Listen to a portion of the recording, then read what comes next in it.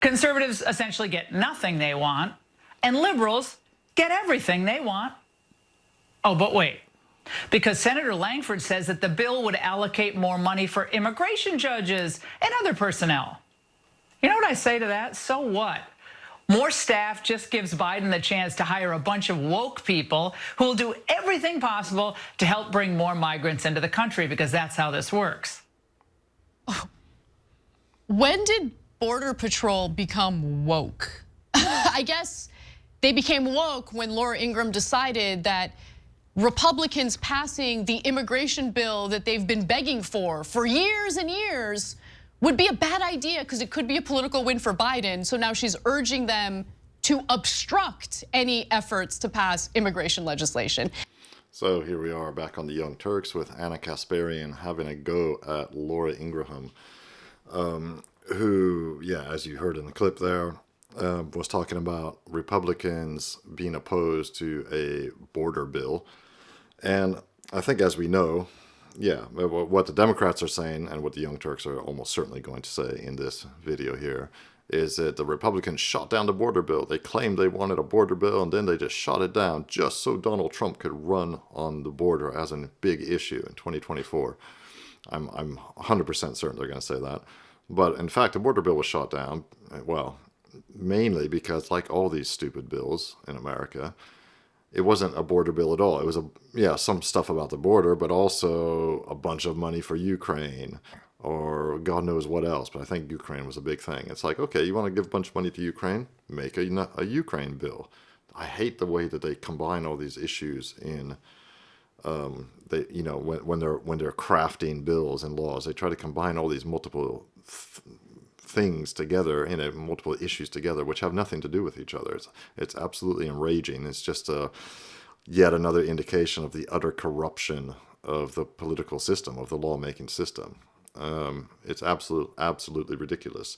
And, you know, Laura Ingraham's argument, well, she made a point about the argument that apparently the bill was, setting aside more, or wanted to set aside more money for more immigration judges and more admin staff and all that kind of stuff. Well, no, frankly, and that all those positions would be staffed by woke people. Well, maybe not. I have no idea. It's her job to, get right-wingers all up in arms about wokeness, which I disagree with too, of course. But my main issue is that, it's very simple. We don't need more immigration judges. We just need to close the border. Full stop. Full moratorium. I mean, I'm pretty hardcore when it comes to immigration. I'm all against, I want a full moratorium on all immigration, legal and illegal. So close the border, kick out everybody illegal, obviously, kick out the criminals, the ones who've been, convicted of felonies, whether they're legal or illegal, kick them out. Then we can start talking about other things. But total moratorium, even the so-called high quality people, that was it HB1, H1B visas, all these Indians who come over and then fill positions in tech jobs. No, just stop it. We don't need them. We do not need them. The only reason that corporations want them is to undercut American labor. So call me a leftist if you will. In that sense, I don't think the native workforce should be undercut by cheap labor from abroad. And if we decide we need cheap labor from abroad to do certain things for certain periods of time in certain sectors, okay, we can talk about that. But this nonstop onslaught of immigrants of all kinds has got to stop. It has got to stop. Let things settle down. Then we can have maybe a rational discussion. Let's see what the Young Turks are going to say. And who she's referring to is a Republican Senator, James Langford, who called out members of his own party for being obstructionists because the bipartisan Senate bill that he's trying to get passed is honestly like a giant goodie bag of Republican asks for the border.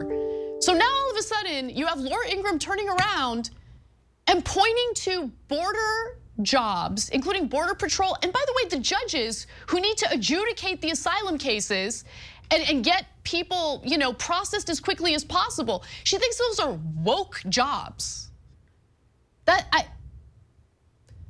It is amazing how they can apply the woke label onto anything they want, literally anything they want.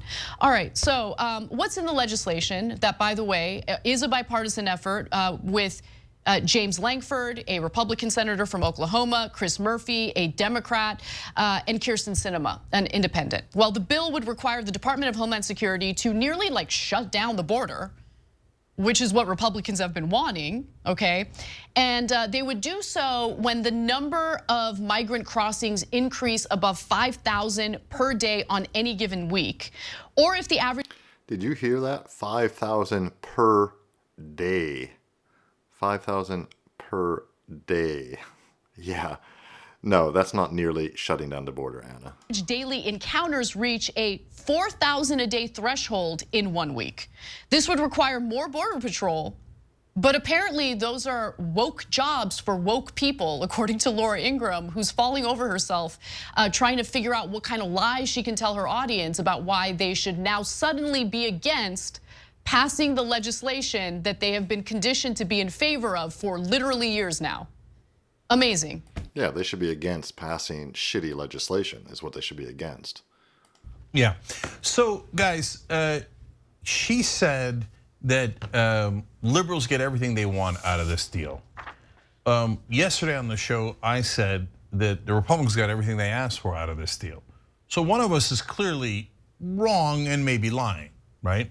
So how do you guys tell? Because it's so hard to tell these days with media. You got the right-wing media saying something, you've got corporate media saying something else entirely, and you've got left-wingers saying something, and then we're trying to be the ones giving you the actual truth, and you'll see us criticize our own side. You'll see us criticize Democrats, Republicans, etc. But that doesn't mean we're necessarily right, right? So how can you tell?